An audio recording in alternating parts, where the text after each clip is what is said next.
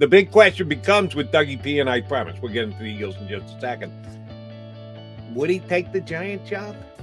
Would he want the Giant job? I mean, he's going to base his decision on the things that you just ran down. The talent base there, expectations, organizational history, what you're going to be allowed to do. That's going to drive the bus. But he's not going to play the Eagles twice a year. And he has his history here in Philadelphia. Would he look at it more as a challenge that, hey, give me a shot at the Eagles twice a year, or, I'd really rather not coach twice a year against the Eagles. How do you think it plays in Doug's head?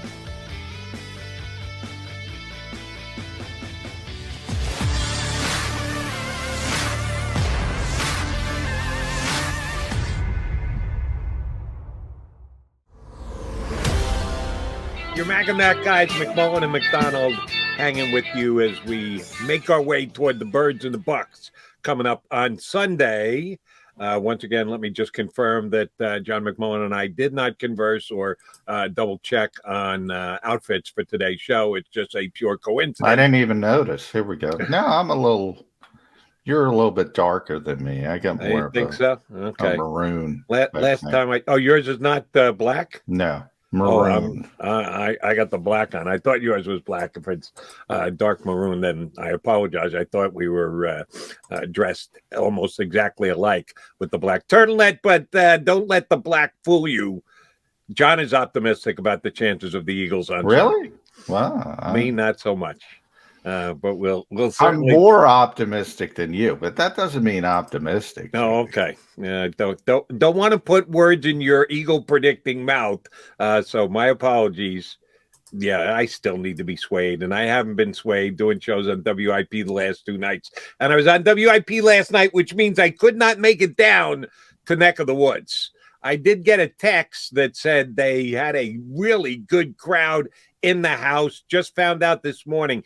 811 coats collected. So thank you very much to everybody who showed up. Outstanding work put in and job done by you guys to get the coats out to the needy people at this time. And yeah, I think it was kind of telltale that the coldest night of the year is the night that Krause decides to do his coat collection, and an outstanding turnout and an outstanding amount of coats that he is going to be able to distribute. A good crowd there last night at Neck of the Woods, JM? Yeah, it was packed, as you mentioned. Rob Ellis says hello, by the way. I said, Jody Mack, you guys haven't seen each other in a while. Because, probably 2 years. Yeah, so he said hello. Barrett Brooks, D. Gunn, Devin Caney. The only thing missing was Jody McDonald. Unfortunately, I had to be on the air, so I couldn't make it. And I'm sorry that I did, because it sounded like a good time, and the results certainly were great. Another guy I haven't seen in years is Barrett Brooks. Who's bigger, Barrett Brooks or Jordan Mailata? And I'm not talking height. I know Jordan's got a couple of inches on him, but we're talking LBs. Well, we here's what I always say. I'm not, I like doing live remotes. They're a lot of fun, but there's a lot of angry people out there. So I'm very comfortable when there's a bodyguard around. I was very comfortable with Barrett Brooks there. Let's put it that way.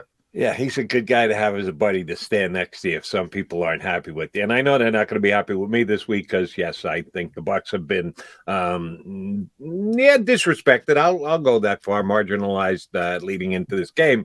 And as I said, I believe here on Birds 365, and I know on WIP, you don't tug on Superman's cape, and Superman is the quarterback of the other team. So, yes, we'll continue to break down the Eagles and the Bucs going into this one. Before you ever got to Neck of the Woods, you got a chance to hop on Zoom with the coordinators, Coordinator Tuesday, and I think I caught yours. You were the one who said, how about that interview you got coming up, Jonathan? And he liked you, so he kind of laughed it off and smiled, but gave the exact answer you expected him to give. Yes, I'm honored, but I'm focused on the Tampa Bay Buccaneers and only on the Tampa Bay Buccaneers. So no great surprise from Gannon when you pose that question to him, right?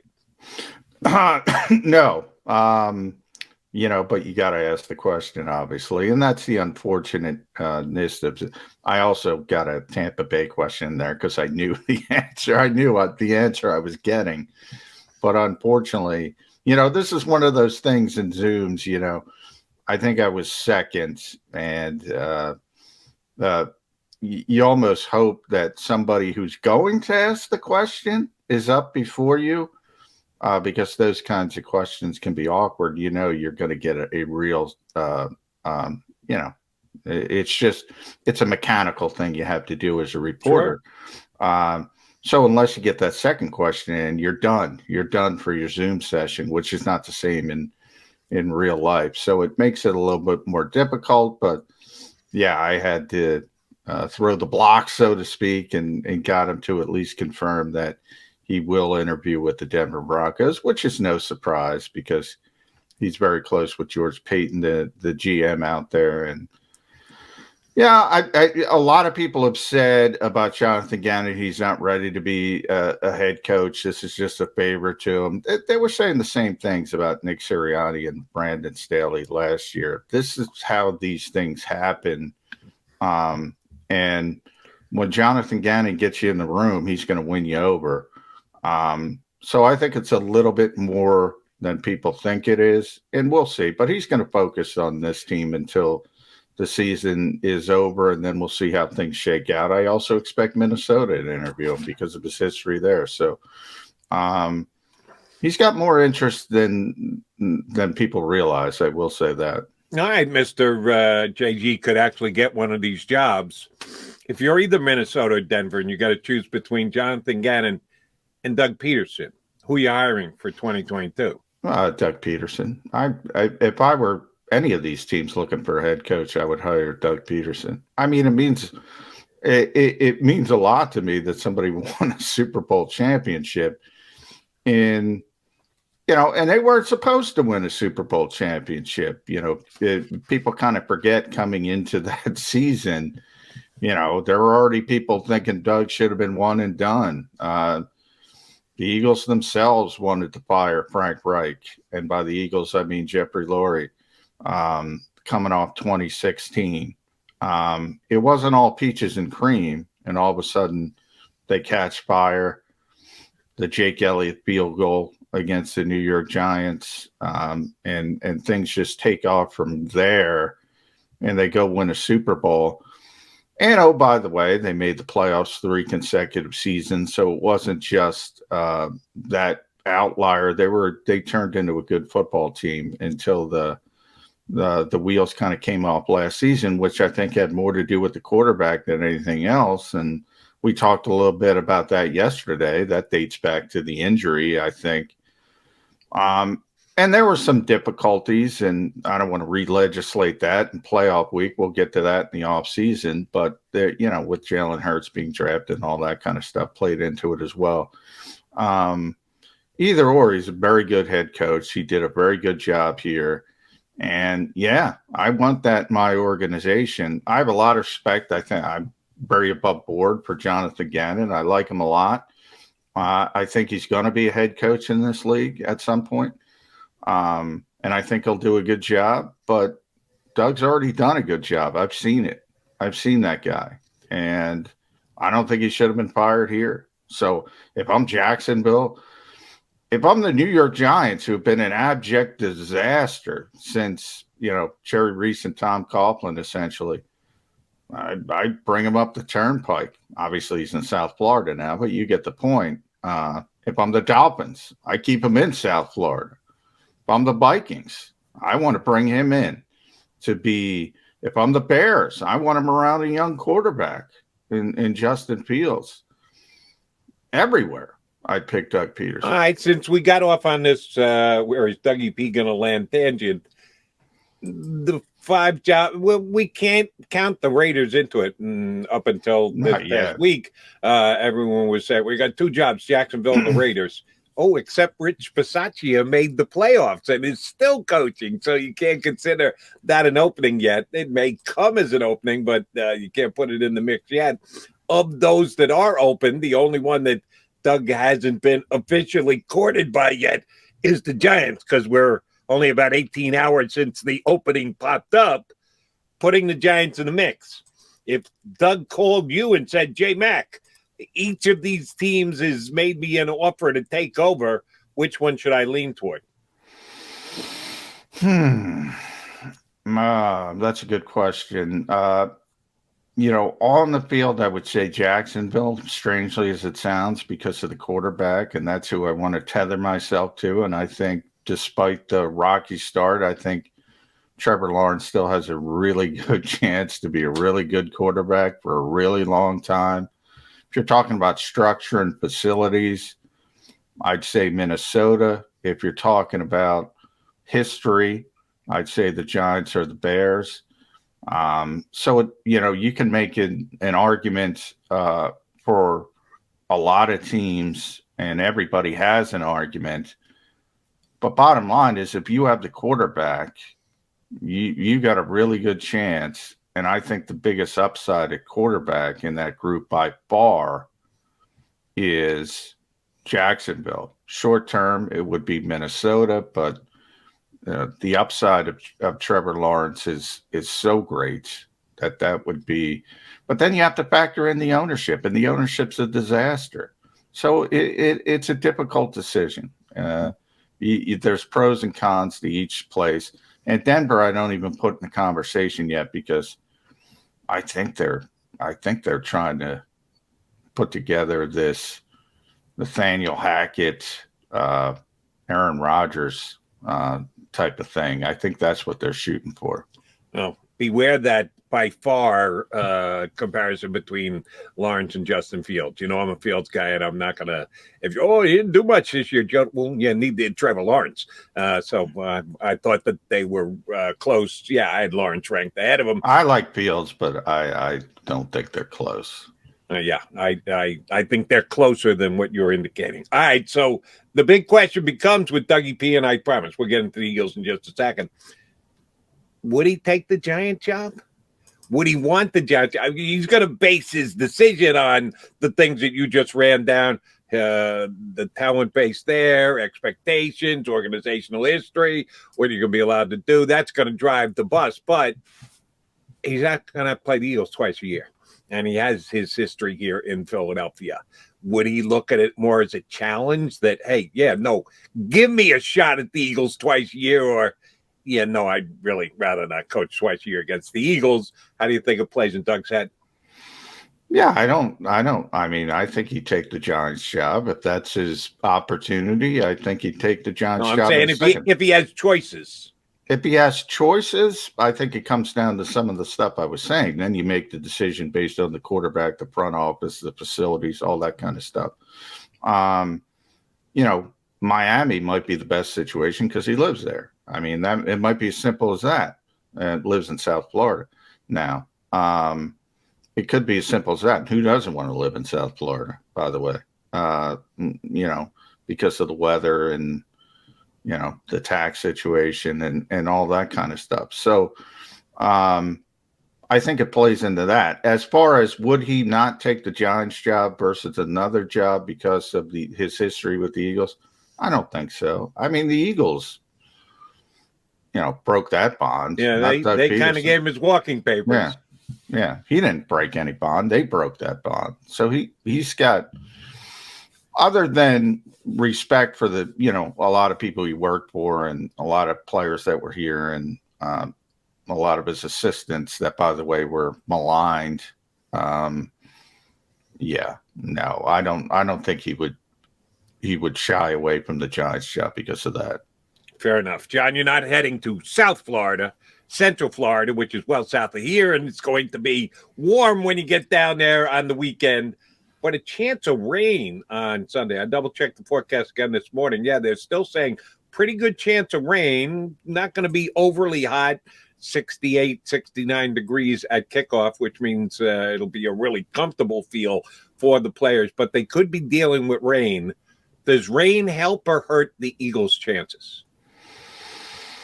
I would say slightly hurts. When it's counterintuitive because for years the old adage was weather games are going to affect the offense. It's going to make it easier for the defense. Guys like Tom Brady and Aaron Rodgers over the years have turned that on its head and said it's the exact opposite because The offense has the advantage because, their players know where they're going. Defense, you're reacting. And, Aaron just talked about it for the cold game. He's like, no, we have a huge advantage throwing the football. So, especially with great quarterbacks, and obviously this is a great quarterback, they kind of like that atmosphere. They think it makes it more difficult on the defense. Maybe I would have a different take on it if it were a younger quarterback, but yeah, I think Tom Brady would welcome that, to be honest. I hear what you're saying in analyzing the experience of the two quarterbacks. Certainly, massive advantage Brady. Here's why I think it would be a good thing for the Eagles. They're going to try and run the ball down the throat of the Tampa Bay Buccaneers. This is going to be ground and pound. And the best unit, bar none, on the Philadelphia Eagles is the big beef up front in the offensive line. So, and a little bit of a slick field, if you can't get your best footing, give me the talent. And I like the talent of the Eagles offensive line and just being able to drive block their way to first downs. I'm not talking about big plays. I saw a stat yesterday I didn't even know. The Eagles have not had a 40-yard rush this year. They led the National Football League in rushing, but they didn't have a 40-yard rush. Which is also weird because, they have Miles Sanders, and he was known for the home runs before this season. Yeah, and they haven't had the big explosive runs. It is a little bit strange. And they're great downfield. We see all these Jason Kelsey blocks down the field. Yeah, that one Miles Sanders run where Kelsey got mad because Sanders read the block wrong. Went the wrong way on the block. Yeah, that should have went for the long touchdown. So it is a bit of a outlier. It's interesting, though, because it really is strength versus strength, because we talked a lot on yesterday's show, offensive line, defensive line, obvious strengths on both sides of the ball for the Eagles. Well, Tampa's offensive line and defensive line are really good too. So it is, Vita Vea, and looks like Shaq Barrett's going to be back and be able to play, and JPP's, technically a linebacker, but they got a lot of talent in their front seven as well. And their offensive line is probably top 5 with the Eagles' offensive line. So it is going to be interesting. It is going to be strength versus strength. I think a lot, and I gave deference to you, Jody, at the show last night at Neck of the Woods. This to me is, you better get a lead in this game. So if you win that coin toss, take the football. The Eagles aren't going to do it, but that's what they should do. They need to shorten the game, and I know people hate it in an analytical world. They need to shorten the game and play old school football and win the game that way. They really do. And yes, to start the whole thing in motion would be taking the football and establish the fact that you are going to be able to run it. You got no chance of that happening. I guarantee if Nick Sirianni wins the toss, he will defer because the analytics tell him to. Here's one thing that we discussed last night on WIP, which I hope doesn't come to fruition for the Eagles' sake. The first time these two teams met, the Eagles were still in a major passing mode. They're trying to establish Jalen Hurts and figure out the best way to run an offense, to tap into his strengths and skills, which was both taking it down and running it himself, and or making plays outside the pocket and using his athleticism to give him a better spot to be able to get the ball downfield. They have since changed. They're a different football team now. They're one that wants to just go mano a mano with you and push the pile and move the chains and go downfield with their running attack, which ended up being the number one running attack in the National Football League. And a couple of people's recollections, or the way that they saw the first game break out, was that it worked well for the Bucs because the Eagles were one-dimensional. They didn't rush the ball much at all against Tampa the first time they played. and they unfortunately fell behind. The Bucs scored some touchdowns, so they weren't playing with a lead, and that can handicap anybody, and they were very willing to throw it as often as they did. That's not going to be the case. Even if they're down 7-0, even if they defer and Tampa goes right down the field and sticks in the end zone, I guarantee you the Eagles are still coming out and they're going to try and establish the run. But the Eagles became a one-dimensional team in game number 1. Can they afford to be a one-dimensional team here in game number 2? John McMullen knows it. Jody McDonald knows it. All of our viewers right now here on Birds 365 know it. The Eagles want to run the football. That's what has been successful for them. Second half of the season got them into the playoffs after a 2-5 start. Are they that good, John, that they can just come out and tell you ahead of time, here's what we're going to do, and we're going to move the football, and there's nothing you can do about it? Well, they've proven it at times, certainly in the run game. You know, it's interesting. I wrote about that on Sports Illustrated yesterday. It's, you know, everyone looks at sort of the demarcation line of the season as the Raiders game. And that was the talk of, you know, they had the long plane ride home, and all the veteran players were, you know, taking stock of what's going on. And then you had the flower talk, and it fits nicely into this little narrative.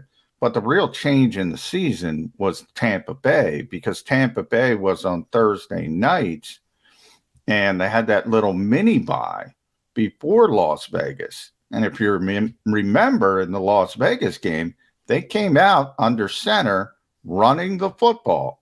And then Miles Sanders got hurt early in the second quarter, got carted off. The game got out of hand, and obviously things shifted. But that's where the Tampa Bay game, because the few times they did run the football, they had success later in the game.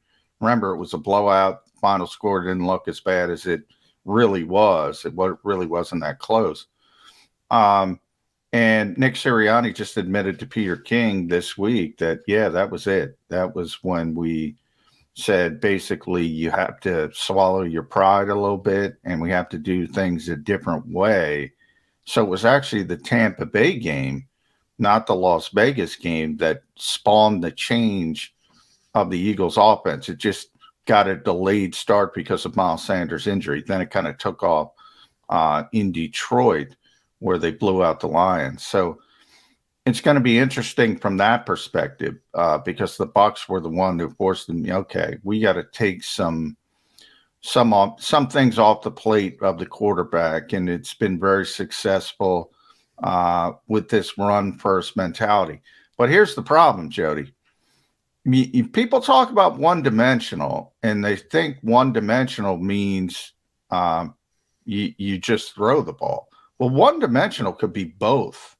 In other words, and this is the problem with the coin toss, and you and I discuss this all the time.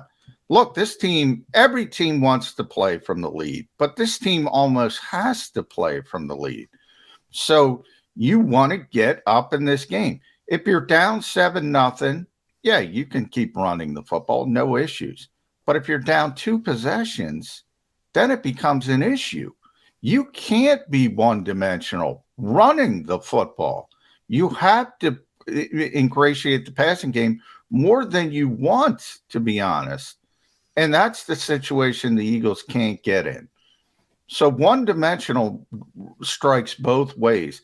To play the way they want to play, they have to get the lead, and they have to play well early, and they can't fall. The worst-case scenario, if they fall down by 2 possessions, then you got an issue, because it's going to be difficult to match score. You think about the Super Bowl and people wanting to look back, and Nick Foles out dueling Tom Brady, 500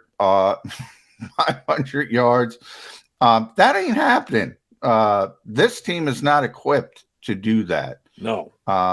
They have to win it a different way. And when teams have beaten Tom Brady in the past, it's interior pass rush. We've talked about that. But offensively, you got to play from the lead. You got to run the football. And, yeah, they've proven they can run it against anybody. Correct me if I'm wrong. Sorry, correct me if I'm wrong. Eagles scored 41 points in the Super Bowl that they won against the Bucs. 41-33. 41-33. Yeah. I'm going to take the under on Eagles scoring 41 points this week against Tampa. I know I'm going out on a limb, but I'm going to say they're going to be under 41, not because they don't have talented players or they have a puncher's chance to win. If their offense is what they want it to be and is working the way they want it to work, they're not scoring 41 points. They're going to get on nice 13-play, 75-yard touchdown drive that's going to take 7 minutes and change off the clock. That's not going to lend itself to 41 points scored. So the Eagles have a way they are going to try and win this game. We'll find out if they can do it Sunday. All right. Injury updates.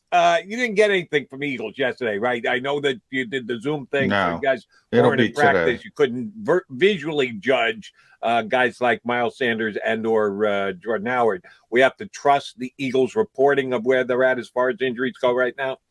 Yeah, and injury reports don't come out till Wednesday anyway. So today will be the first injury report, so to speak, practice update. Today's a walkthrough. The Eagles have shifted. We talked about, so it'll be an estimation. So you get a better indication of whether Miles Sanders is going to be able to go. I don't think there's any question Jordan Howard's going to be able to go. The question is he going to be healthy to be the typical Jordan Howard? That remains to be seen. You're probably not going to know that till game day, to be honest. And then the players who did play against Dallas, we already knew.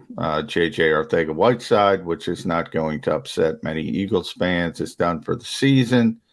Brett Toth and Tyree Jackson are done for the season. And Nick kind of confirmed earlier in the week it will be Richard Rodgers that will be elevated at some point from the practice squad, and he'll take over the third tight end role. And to be honest, in the short term, the Eagles are probably better with Richard Rodgers than Tyree Jackson. So I don't think that will affect them much at all. But along those lines, and I like Richard Rodgers. I was a little put off by the fact that the Eagles didn't re-sign him. They've just been playing the practice squad game with him all year long. And again, when he makes the right decisions, you got to give the guy props, whether you're Howie Roseman, devotee, and or hater.